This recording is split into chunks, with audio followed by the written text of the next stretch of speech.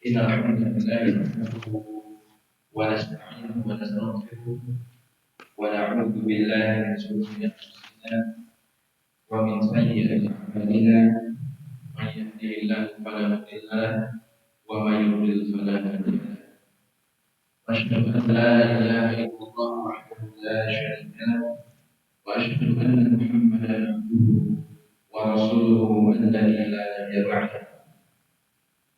Alhamdulillah, jauh sholat maghrib yang sama-sama Allah. Malam ini adalah milik Allah Subhanahu wa Ta'ala, dan kita mendatangi malam ini dengan kebaikan dan izin Allah Subhanahu wa Ta'ala. Oleh karena itu setiap petangnya kita selalu membaca zikir asbahna wa asbahu lillahi walhamdulillah. Kami mendatangi waktu sore dan waktu malam itu disebabkan karena Allah puasa atas sore dan juga malam yang kita lalui, dan kita bisa memasuki waktu sore dan malam ini atas karunia dari Allah Subhanahu wa Ta'ala. Alhamdulillah di sore ini, sore itu di malam ini kita bersyukur kepada Allah Subhanahu wa Ta'ala yang masih memudahkan kita seperti yang tadi disebutkan. Judul untuk kajian kita hari ini adalah Baiti Jannati, rumahku adalah surga. Apa makna rumah itu adalah surga? Ada beberapa makna.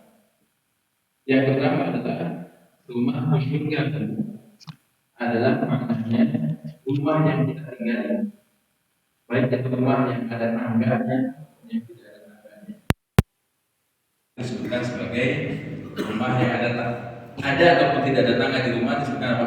Rumah tangga. Sama suami, istri, anak-anak yang berada di rumah, maka kita sebutkan kehidupan berumah tangga. Nah, rumahku surgaku, makna yang pertama adalah keluarga, suami, istri, dan anak-anak ini bisa memiliki tujuan yang sama, yang pernikahan tersebut yang menghasilkan anak, hubungan antara suami dengan istri, ayah dengan anak, ibu dengan anaknya, maka seluruhnya itu adalah sarana untuk bisa menyebabkan kita semuanya masuk ke dalam surga Allah Subhanahu wa Ta'ala. Ini mana yang pertama.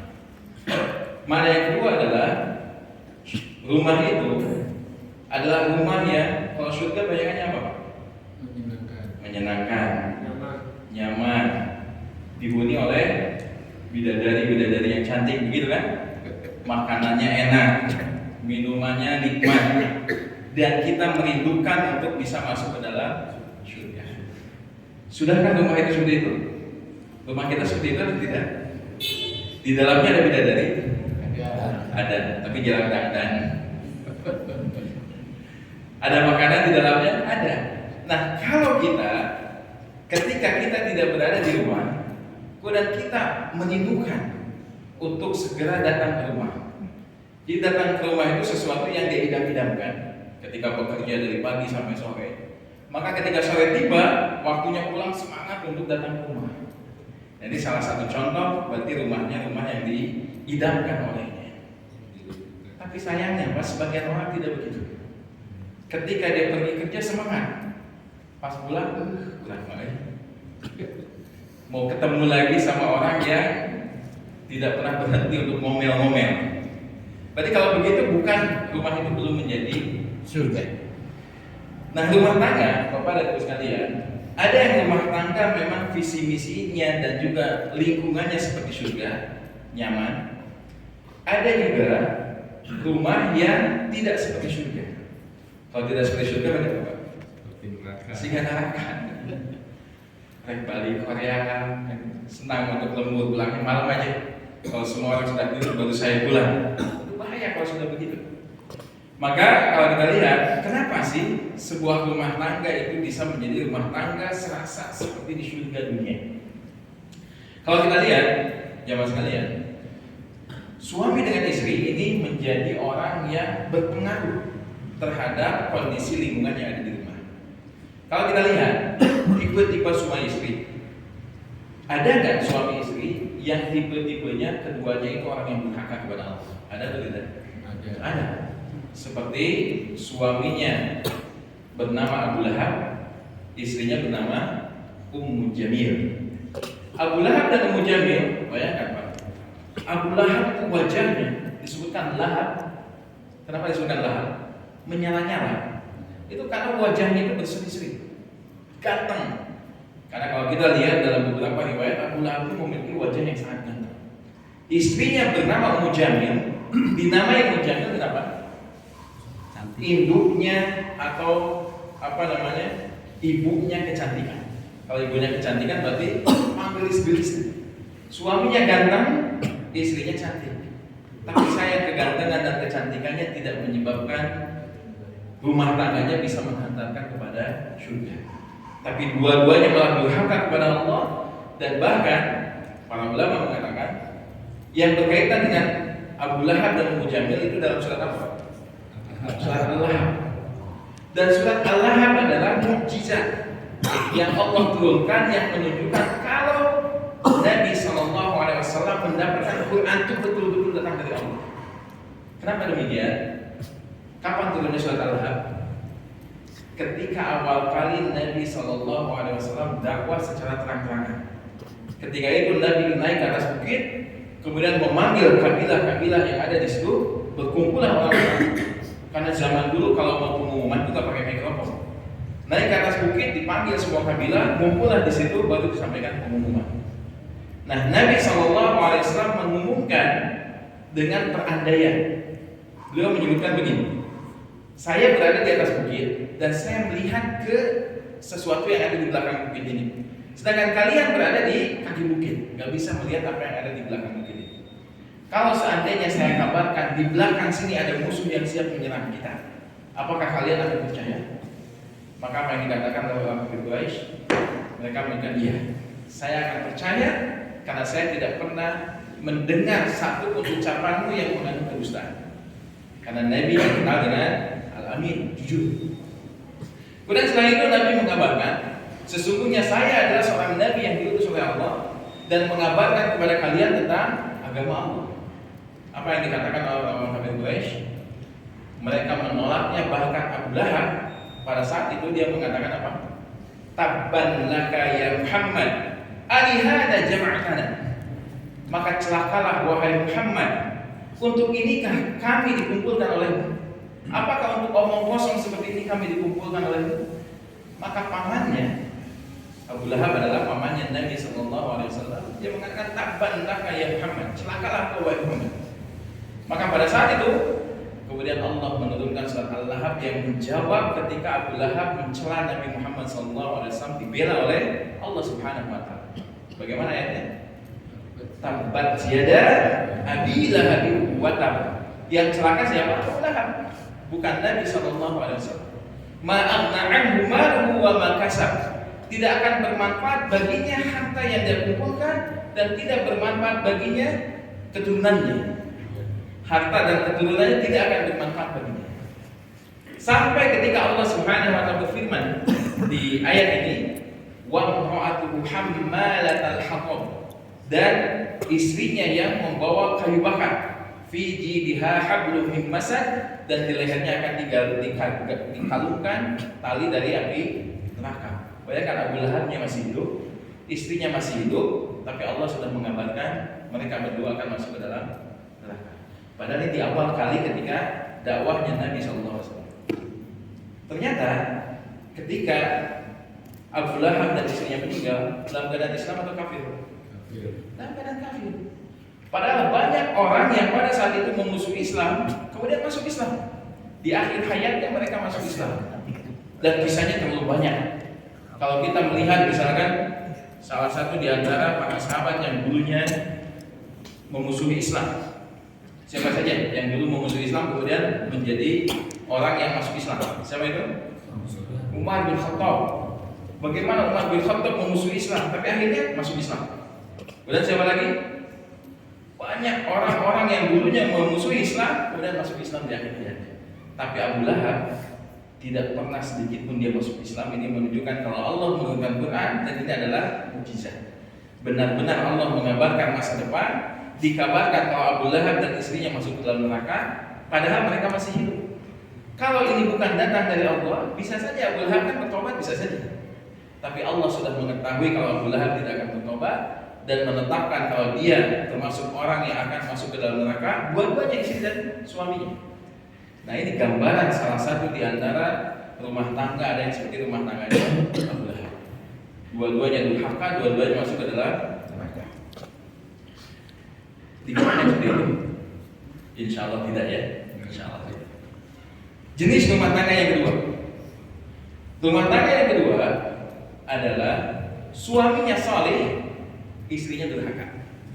Suaminya suami yang memiliki visi untuk bisa meraih surga, tapi istrinya adalah istri yang menghalangi suaminya untuk bisa meraih surga tersebut. Kisah siapa ini? Kisahnya Nabi Nuh alaihissalam. Beliau seorang nabi yang diutus oleh Allah Subhanahu wa taala, tapi istrinya menghalangi dakwah. Anaknya menghalangi dakwah. Suaminya adalah orang yang saleh, istrinya tapi orang yang durhaka. Ini tipe rumah tangga yang kedua. Suaminya saleh, istrinya durhaka. Di sini ada seperti itu. Mudah-mudahan tidak. Kita berharap mudah-mudahan tidak. Yang ketiga, tipe yang ketiga, orang yang berumah tangga dengan tipe yang ketiga adalah istrinya salihah, istrinya orang yang senantiasa mengejar surga Allah Subhanahu wa taala, tapi suaminya baragajul. Apa baragajul bahasa Indonesia? Durhaka sekali. Bahkan tingkat kedurhakannya sampai pada tingkat maksimal. Sepertinya tidak ada lagi yang lebih durhaka dibandingkan orang tersebut pada zaman itu. Siapakah dia? Firaun. Suaminya durhakanya luar biasa. Istrinya ternyata dijanjikan untuk dibangunkan rumah di surga Allah Subhanahu wa taala. Siapa istrinya? Asia. Istrinya Asia, suaminya Firaun. Istrinya dijamin masuk surga, suaminya dijamin masuk neraka oleh Allah Subhanahu wa taala. Di kita ada yang seperti itu. Kalau kita lihat di dunia mungkin ada. Tapi mudah-mudahan jamaah masjid ini nggak ada yang seperti itu. Tipe yang keempat. Tipe yang keempat adalah suaminya suami yang memiliki visi ingin mendapatkan surga Allah Subhanahu wa taala. Dan istrinya adalah orang yang memiliki dan membantu suaminya untuk bisa sama-sama bisa memasuki surga Allah Subhanahu wa taala. Contohnya kisah siapa ini? Rasul kita yang mulia sallallahu alaihi wasallam. Nabi Muhammad sallallahu alaihi wasallam adalah orang yang paling saleh di muka bumi ini. Utusan Allah Subhanahu wa taala, dan istri-istrinya. Kenapa kita sebut istri-istrinya? Karena banyak. Karena banyak. Ada yang sudah mencontoh Nabi Muhammad sallallahu alaihi wasallam. Istri-istrinya adalah istri yang salihah. Dan Nabi sallallahu alaihi wasallam bersama istri-istrinya itu dijamin masuk surga Allah Subhanahu wa taala. Dan mudah-mudahan kita jamaah yang ada di masjid ini termasuk tipe yang keempat. Amin. Nah, inilah tipe yang akan mendapatkan baiti jannah. Rumahku adalah surga. Nah, sekarang pertanyaannya, bagaimana cara kita meraihnya agar rumah kita itu bisa menjadikan bagi kita sebagai surga, baik penghuninya ataupun tempatnya. Ketika kita mendatangi, datang ketenangan, datang kenyamanan, datang keindahan, datang kerinduan untuk bisa datang ke rumahnya. Maka bagaimana caranya? Yang pertama yang perlu kita lakukan, jadikan visi misi dari keluarga ini adalah keluarga yang merindukan surga dan paling benci dengan neraka. Sebagaimana yang Allah firmankan dalam surat At-Tahrim ayat yang ke-6. Allah Subhanahu wa taala berfirman, "Ya ayyuhalladzina amanu qu anfusakum wa ahlikum nar." Wahai orang-orang beriman, jauhkanlah diri kalian dan keluarga kalian dari api neraka. Berarti yang diperintahkan dalam ayat ini, siapa yang harus menjauhkan dirinya dari neraka? Siapa, Pak? Suami. Perintah ini memerintahkan kepada siapa? Kepada suami. Jauhkanlah diri kalian dan keluarga kalian. Berarti yang diperintahkan adalah pemimpin di rumah tersebut. Siapa pemimpin di rumah? Para suami. Allah memerintahkan, wahai para suami, secara tidak langsung mengatakan, wahai para suami, jauhkanlah diri kalian dari api neraka dan jauhkanlah keluarga kalian. Siapa keluarga? istri, anak, dan semua yang menjadi tanggungan kita di rumah tersebut, maka kita berkewajiban untuk mencegahnya dari api neraka. Pertanyaannya, kenapa di sini Allah Subhanahu wa taala mengingatkan untuk mencegah dari api neraka? Kenapa tidak menyebutkan kejarlah surga? Kenapa disebutkan mencegah diri kalian dari api neraka? Kenapa tidak memerintahkan untuk mengejar surga? Kenapa demikian? Karena dalam kehidupan rumah tangga sekalian, itu jalan-jalan yang bisa menghantarkan kepada neraka sangat banyak. Makanya kalau kita lihat seseorang yang menikah, maka dengan pernikahannya dia bisa dapat pahala yang besar. Dan ada orang yang menikah, dengan pernikahannya dia mendapatkan dosa yang besar. Siapakah orang yang akan mendapatkan pahala yang besar? Yang disebutkan dalam ayat ini, ku anfusakum wa ahlikum nar. Apa yang disebutkan ku anfusakum wa ahlikum nar? Disebutkan dalam tafsir Ibnu Katsir, dikatakan oleh Mujahid, dikatakan oleh Muqatil, dikatakan oleh tabi'in ketika menafsirkan ayat ini. Disebutkan ku anfusakum wa ahlikum nar, maknanya apa? Alimu wa addu. Maka ajarkanlah kepada keluarga kalian ilmu dan ajarkanlah kepada keluarga kalian adab. Dua hal yang perlu diajarkan kepada keluarga kita. Yang pertama apa? Ilmu. Yang kedua adalah adab. Ilmu apa yang diajarkan kepada keluarga kita? Ilmu yang bisa mengenalkan keluarga kita kepada Allah Subhanahu wa taala. Itu ilmu tauhid. Agar keluarga kita jauh dari kesyirikan dan mengenal tauhid, mentauhidkan Allah Subhanahu wa taala, maka ini adalah kewajiban setiap para suami. Oleh karena itu, para suami wajib untuk menuntut ilmu. Karena kalau dia tidak punya ilmu, mau menasihati istri dengan apa? Bagaimana cara kita menasihati istri kalau kita tidak punya ilmu? Makanya kaum suami, cara untuk bisa menghindarkan dirinya dan keluarga dari api neraka dengan cara apa? Berilmu. Kita harus mempelajari tentang hak-hak Allah. Bagaimana hak kita kepada Allah Subhanahu wa taala? Bagaimana kita menyembah Allah Subhanahu wa taala? Bagaimana menjauhkan diri kita dari perbuatan-perbuatan yang dicela oleh Allah dan dibenci oleh Allah? Maka para suami harus mengetahui. Ketika dia harus mengetahui bahwasanya yang menciptakan dia adalah Allah Subhanahu wa taala. Yang memberikan rezeki adalah Allah Subhanahu wa taala. Yang menghidupkan dia adalah Allah Subhanahu wa taala. Yang akan mematikan dia suatu saat nanti Allah Subhanahu wa taala. Yang mengabulkan doa adalah Allah. Yang menjauhkan diri kita dan keluarga kita dari keburukan adalah Allah Subhanahu wa taala. Yang menjadikan diri kita bisa mendapatkan maslahat adalah Allah Subhanahu wa taala. Yang menjauhkan kita dari madarat hanya Allah saja. Dan ini yang dikenal dengan mengenal rububiyah Allah Subhanahu wa taala. Dan kemudian kita dengan ilmu tersebut kita mengajarkan kepada istri dan anak-anak kita untuk beribadah kepada Allah dengan sembunyi-sembunyi. Diajarkan bagaimana tata cara sholat, diajarkan bagaimana tata cara untuk bisa menyembah Allah Subhanahu wa taala, mulai dari gerakannya, bacaannya dan lain sebagainya. Diajarkan anak kita baca Quran. Jangan sampai kita luput, Pak. Jangan sampai anak kita diajarkan Al-Quran oleh orang lain. Minimal kita mengajarkan kepada anak kita, minimal paling tidak ajarkan Al-Fatihah padanya. Ketika anak kita masih kecil, ajarkan Al-Fatihah padanya. Kenapa? Paling tidak ketika anak kita melaksanakan sholat dan membaca Al-Fatihah yang kita ajarkan, maka pahalanya terus mengalir kepada kita. Jadi jangan sampai orang lain yang mengajari anak-anak kita. Al-Fatihah diajarkan orang lain, surat-surat Al-Quran diajarkan oleh orang lain. Kita nggak pernah ngajar sama sekali. Bahkan ngobrol tentang masalah ketuhanan, berbicara tentang hak Allah mungkin jarang sekali. Ada orang tua yang terkadang ketika berbicara kepada anaknya, dia tidak pernah menyinggung tentang bagaimana hak Allah, bagaimana supaya bertawakal kepada Allah, bagaimana cara mentauhidkan Allah, bagaimana menghindari dari kesyirikan-kesyirikan. Padahal kalau kita lihat Luqman Al-Hakim menasihati anaknya dengan apa? Ya bunayya la tusyrik billah. Inna syirka la dzulmun 'adzim. Wahai anakku, janganlah engkau menyekutukan Allah, karena menyekutukan Allah termasuk dosa besar. Dan zaman sekarang kesyirikan banyak atau tidak? Mulai dari syirik yang besar sampai syirik yang kecil. Apa bedanya syirik besar dan syirik kecil? Syirik besar, ketika ada seseorang melakukan syirik besar itu, menyebabkan dia bisa keluar dari Islam. mengeluarkan dirinya dari Islam. Yang kedua, syirik besar itu bisa menyebabkan semua amalnya terputus.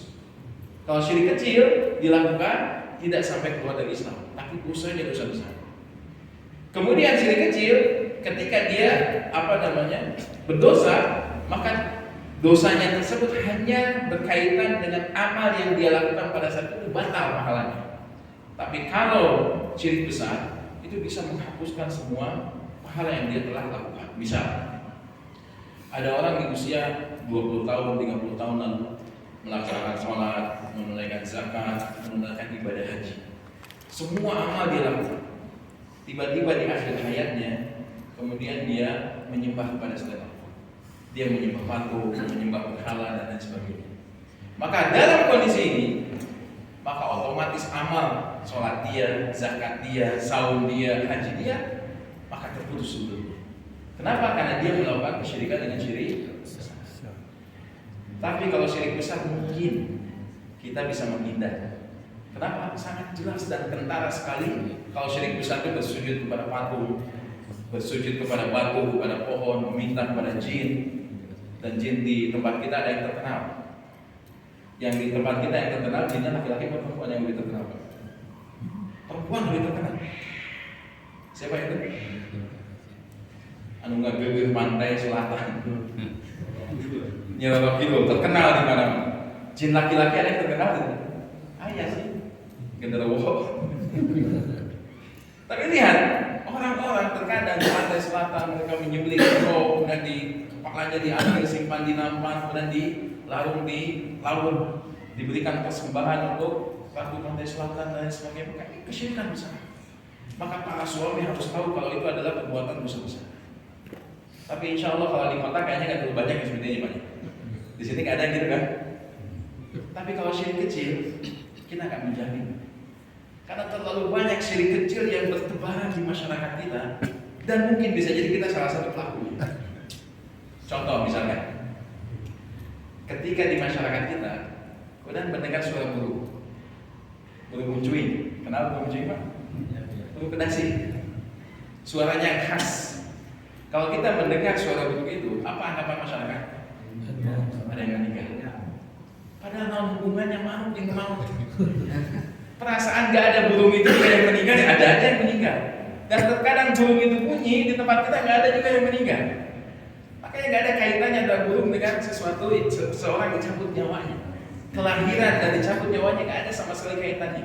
Tapi terkadang sebagian masyarakat masih meyakini itu. Ketika mendengar mencuing, wah ini maut ya. Pas dilihat warganya gak ada yang meninggal. Kemudian ditanya, ini tanya maut? Iya, maut ada di dia. Ayah alasan untuk membenarkan keyakinan. Ini bahaya, sesuatu yang bahaya. Kemudian kita sedang duduk di rumah, tiba-tiba kupu-kupu masuk, terbang naik blok di jendela. Apa masyarakat katakan? Oh, bahaya tak. Nah, apa? Lalu meyakini ada tamu. Dan berapa kali kita dapatkan kupu-kupu masuk ke rumah tamu dan datang-datang. Karena nggak ada kaitannya, apa kaitannya kupu-kupu dengan tamu? Nggak ada sama sekali. Kemudian ketika kita sedang duduk, kemudian mata kanan kita berkedut-kedut, atau tangan kita berkedut-kedut. Biasanya apa keyakinan masyarakat? Wah, ada menang rezeki ya. Tapi kita kedut-kedutan anggar, kayak gajian menanggal biji. Ini kan keyakinan yang tidak ada kaitan sama sekali kemudian dikaitkan. Terkadang juga ada kaitannya dengan angka-angka. Meyakini ada angka sial. Angka berapa angka sial? Nah apa? Pelakunya. Angka 13 kadang dianggap sebagai angka sial. Ketika naik lift di hotel dengan hotel yang tingkatnya sangat tinggi, kita dapatkan nomor 12A, 12B, 14. Kamar 13 kan? Takut dengan angka 13. Kadang kamar hotel juga begitu, kamar 11, kamar 12A, 12B, 14. Kamar 13, sial gua angka 13. Ada apa hebatnya angka 13 itu? Meyakini bahwasanya angka bisa menyebabkan kesialan. Belum lagi di zaman sekarang, Masya Allah, anak-anak muda terkadang mereka ketika membuka internet, kalau dulu mah di majalahnya, sekarang mas semuanya serba gadget. Ketika dia klik sesuatu dan muncul ramalan, Kalau lahirnya bulan November berarti dia Scorpio. Kalau lahirnya bulan ini berarti Virgo. Kalau lahirnya bulan lain berarti Sagittarius. Ada segala macam. Kemudian dibaca. Maka peruntungannya apa? Kemudian sialnya itu apa? Gak boleh keluar pada hari tertentu. Lahir hari Senin, jangan bepergian di hari Kamis. Hubungannya. Dan terkadang itu ada di zaman kita. Belum lagi iklan-iklan yang muncul. Kalau ingin mendapatkan jodoh, ketik jodoh spasi, kirim ke nomor sekian. Subhanallah. Di zaman kita sekarang, terkadang kemaksiatan, keburukan itu dibungkus dengan sesuatu yang menarik, dibuatkan menarik. Maka ini adalah tugas kita bagi kaum suami untuk mencegah diri kita dan keluarga kita dari neraka. Ini yang pertama. Berarti visi misi kita adalah visi misi yang menjauhkan diri kita dan keluarga dari api neraka. Yang kedua, supaya rumah tangga kita, rumah kita menjadi surga kita. Yang kedua apa? Tumbuhkan cinta dan kasih sayang di rumah tersebut. Sampai-sampai Nabi yang mulia sallallahu alaihi wasallam bersabda, la yafraq mu'minun mu'minatan. Janganlah kaum laki-laki, seorang mukmin laki-laki mencela mukmin perempuan. Siapa mukmin perempuan yang dimaksudkan? Istri. Janganlah, bayangkan ya, Nabi menyebutkan suami dengan istri, tidak disebutkan langsung suaminya, tidak disebutkan istri. Tapi Nabi mengatakan apa? La yafraq mu'minun mu'minatan. Artinya apa? Terkadang masalah ini tidak hanya orang yang tidak beriman yang menimpanya, bahkan orang yang sudah mengaji, orang yang tahu tentang agama terkadang terjerumus dalam masalah. Yaitu apa? Mencela istrinya. Maka tidak layak seorang laki-laki, seorang suami mencela istrinya. Idza kariha minha khuluqan radiya minha akhar. Jika dia tidak suka dengan satu akhlak dari istrinya, ada sesuatu yang dia tidak sukai. Misalkan apa? Suami yang tidak menyukai istri itu sifat apa? Cerewet misalkan. Padahal seorang wanita cerewet itu fitrah. Kalau wanita tidak cerewet dipertanyakan kewanitaan. Karena kalau kita lihat dalam ilmu psikologi, itu wanita itu setiap harinya paling tidak dia harus mengeluarkan kata sebanyak berapa? 20.000 kata. Paling tidak itu 20.000 harus keluar. Laki-laki berapa? 5.000 saja. Berarti berapa kali lipat itu? 5 sampai 7.000. Kalau kita ngambil yang tertinggi aja 7.000. Berarti laki-laki satu kali ngomongnya, perempuan 3 kali 1/3. Makanya lihat kalau bapak-bapak menasihati anaknya, biasanya nasihat jangan gitu lagi ya, bapak nggak suka dengan itu, udah beres. Tapi kalau perempuan, gimana nasihatnya? Udah dari sebejaan tiba lagi, hese bisa, kita ayo nama kakak, matakna, terus menasihati anak yang sama. Tapi kalau bapak-bapak nasihati sekali, tadi ibu terus bicara. Tapi jangan dicela, dari nama fitrah. Justru suatu saat nanti kita akan rindu dengan kecerewetan istri kita. Makanya mumpung cerewet, dengarkan saja. Karena kecerewetan kadang mengangankan buat kita. Tapi yang terpenting apa? Jalin hubungan cinta kasih di antara suami dengan istri. Yang terpenting suami dengan istri. Kenapa? Kalau suami dengan istri itu menjalin cinta kasih dengan baik, itu akan berpengaruh kepada anaknya.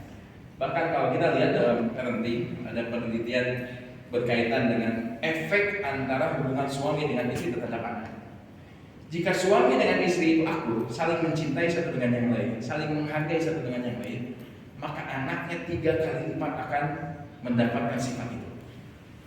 Kalau suaminya marah, istrinya marah, maka anak itu akan tertular 3 kali lipat dibandingkan apa yang dilakukan oleh ayah dan ibunya. Makanya kalau anak kita bandel, yang perlu pertama kali kita muhasabah apa? Kita jangan-jangan udah bandelnya gara-gara udah kita yang memang membuat anak ini bandel. Ketika anak susah disuruh ibadah, jangan-jangan kita yang membuat anak kita susah untuk beribadah kepada Allah. Maka cinta kasih antara suami dengan istri itu perlu ditumbuhkan. Bayangkan bapak-bapak sekalian, di sini kan ada ibu-ibu ya. Nah, kita luas ngomong. Coba kalau bapak-bapak perhatikan, coba di suatu saat bangun malam-malam, lihat wajah istri kita yang sedang tidur. Pandang wajah istri kita baik-baik. Bayangkan ya, istri kita adalah seorang wanita yang dilahirkan dari keluarga yang penuh dengan cinta kasih. Ayah dan ibunya ketika melahirkan istri kita ketika bayi dulu, itu luar biasa perjuangannya, dan ketika lahir senangnya luar biasa. Dan istri kita dididik oleh kedua orang tuanya dengan penuh cinta kasih. Diberikan makanan yang terbaik, diberikan pakaian yang terbaik, diberikan pendidikan yang terbaik, dibiayai sampai besar. Ketika dia dewasa, belumlah dia berbakti kepada orang tuanya, belum membalas jasa baik orang tuanya, tiba-tiba dia harus beralih untuk melayani kita, menyiapkan makanan kita, menyiapkan pakaian kita, mengurus rumah kita, mengurus anak-anak kita. Padahal dia tidak ada hubungan darah dengan kita. Bahkan dia pun belum pernah berbuat baik, belum cukup untuk berbakti kepada orang tuanya. Waktunya langsung diberikan untuk kita. Semuanya dipersiapkan buat dia. Bahkan terkadang mereka rela untuk kondisi dalam keadaan capek. Yang terkadang, coba Bapak-bapak perhatikan, pekerjaan rumah itu terkadang lebih capek dibandingkan pekerjaan kita di kantor. Pernah coba atau belum? Coba aja, ketika istri kita lahiran, kemudian yang mencuci piring kita, yang memasak kita, yang nyapu kita, yang ngepel kita, pernah nggak ada perasaan lucu? Daripada kita nih gawe, daripada di imam membersih nih gawe, capek. Di rumah ternyata lebih capek dibandingkan ketika kita kerja, ngasuh anak. Bayangkan ngasuh anak itu tidak mudah. Istri kita melakukan semuanya untuk kita. Masa dalam kondisi yang seperti itu, ada kesalahan sedikit udah kita bentak, ada kesalahan sedikit udah kita lakukan, sampai-sampai jangan sampai terjadi ya, di kita jangan sampai ada yang terjadi. Ada satu keluarga, ketika suaminya tidak ada di rumah, maka istri dan anak-anak itu bergembira. Mereka bergembira, bisa tertawa, gembira ria. Pas dengar motor atau mobil bapaknya datang, itu bisa sirih. Pasti ngambek dia, segala teguran. Ini nggak boleh, itu nggak boleh, segala macam. Wah, sudah membuat tidak nyaman. Jadi terkadang kehadiran kita di rumah itu tidak diinginkan oleh anak-anak kita. Tapi kadang kalau suami yang penuh cinta kasih, memiliki cinta kasih kepada istrinya, kepada anaknya, bayangkan ketika kita datang terdengar motor, anak kita lari keluar, woi, Abi, senang, kemudian meluk. Bayangkan kondisi yang seperti ini menunjukkan kalau kehadiran kita adalah kehadiran yang sangat diinginkan oleh anak-anak kita. Tapi bayangkan kalau datang rumah sepi, jangan saat ketawa-ketawa pas kita mau buka pintu, cari cingkap ini. Bahaya, berarti ada masalah dengan kita. Makanya ketika kita dalam kondisi, salah satu cara kita untuk bisa menumbuhkan cinta kasih kita kepada istri kita, kepada anak-anak kita, coba luangkan waktu ketika malam hari tiba. Tengah malam kita terbangun, mereka sedang tidur. Pandangi wajah mereka. Pandangi wajah polos mereka ketika mereka sedang tidur. Maka kita akan muncul perasaan betapa suatu saat nanti mungkin bisa jadi orang-orang yang kita cintai tersebut mendahului kita. Bayangkan kalau kita hidup tanpa istri kita. Laki-laki hidup tanpa perempuan Tuhan. Dan kalau kita lihat, ini ada penelitian berkaitan dengan ini. Kalau Bapak bayangkan, kemungkinan hidup seorang laki-laki setelah wafatnya istri itu lebih kecil dibandingkan kemungkinan hidupnya seorang istri ketika wafat suaminya. Jadi seorang Buddha itu ketika dia hidup menyendiri, itu waktunya nggak lama biasanya. Coba perhatikan di lingkungan kita. Kalau ada salah satu di antara pasangan yang sudah meninggal, itu yang banyak hidup itu nenek-nenek atau kakek-kakek. Nenek-nenek lebih banyak. Mereka lebih bertahan hidup. Kenapa demikian? Ternyata ada risetnya ini, Pak. Seorang laki-laki itu semenjak dia nikah, maka semua kebutuhannya disiapkan oleh siapa? Oleh istrinya. Sampai bertahun-tahun ketika usia dia sudah menjadi usia lanjut. Ketika istrinya yang biasa menyiapkan kebutuhan dia bertahun-tahun wafat, maka dia harus menyiapkan segalanya sendiri. Anak-anaknya, apa yang kita harapkan dari anak kita? Tidak seperti istri kita dalam menyiapkan kebutuhan. Maka suami yang seperti itu tersiksa. Orang yang menyiapkan makanan sudah tidak ada. Ketika dia menyiapkan pakaian kita, sudah tidak ada lagi yang menyiapkan. Terkadang ketika kita dalam keadaan tidak nyaman ngobrol dengan istri, sekarang tidak ada yang diajak ngobrol. Berat.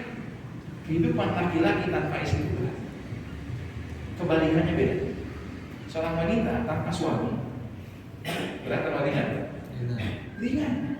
Bageula masakan yang suaminya ayeuna dimasakan geus aya. Wah, tenang. Menyiapkan pakaian yang disiapkan pakaian sudah nggak ada. Berarti teu kudu nyisir loba deui. Masak teu kudu masak loba deui. Menyiapkan minuman nggak usah, minuman buat sendiri aja, nggak usah pakai orang lain. Jadi seorang wanita ketika suaminya meninggal merdeka, bebas dari tugas. Makanya kehidupannya itu ketika suaminya meninggal itu lebih ringan. Sama istri itu seorang wanita lebih ringan. Maka kemungkinan hidupnya dia akan lebih lama dibandingkan suami ketika istrinya meninggal. Coba diperhatikan, jangan pernah jauh-jauh di lingkungan masyarakat kita. Maka kita akan dapatkan kondisi seperti itu. Maka kita, para suami, janganlah sampai ketika istri kita masih ada dan kita terlalu keras kepada istri kita, mencelaknya, salah sedikit kemudian kita bentak, terkadang menafkahinya dengan kata yang tidak tepat, terkadang menasihati dengan nasihat yang tidak tepat, dilarang ini, dilarang itu, sampai kehidupan buat istri kita seperti di penjara. Maka janganlah seperti itu. Maka tumbuhkan cinta kasih antara suami dengan istri, maka yang demikian bisa menjadikan rumah kita menjadi surga bagi kita. Berarti baru berapa itu? Baru kita sudah isya. Sangat menit isya. 2 menit tadi, masya Allah. Ya, sisanya nanti insya Allah di kunci-kunci yang lainnya. Yang pertama adalah ketika kita ingin menjadikan keluarga kita, rumah kita menjadi surga. Yang pertama tadi apa? Jadikan visi misi keluarga kita adalah visi misi untuk mendapatkan surga dan menjauhkan diri kita dan keluarga dari api neraka. Yang kedua adalah tumbuhkan cinta dan kasih antara suami dengan istri dengan anak-anak. Maka ini bisa menyebabkan kita semakin tenang, semakin nyaman, semakin indah ketika kita berada di rumah-rumah kita. Semoga Allah mudahkan diri kita untuk bisa mendapatkan rumah-rumah yang dijadikan sebagai surga oleh Allah Subhanahu wa taala di dunia ini, dan semoga kita dan keluarga juga dimudahkan oleh Allah untuk bisa mendapatkan surga di akhirat. Itu saja yang disampaikan. Wassallallahu ala nabiyina Muhammadin wa ala alihi washabbihi ajma'in wa akhiru da'wana alhamdulillahirabbil alamin. Ada tanya jawab ada tidak? Sudah cukup? Karena sudah mau isya, kita cukupkan dan kita tutup dengan doa kifaratul majlis. Subhanallah wa bihamdika, asyhadu an la ilaha illa anta, astaghfiruka wa atubu ilaik. Wassalamualaikum warahmatullahi wabarakatuh. Waalaikumsalam warahmatullahi wabarakatuh.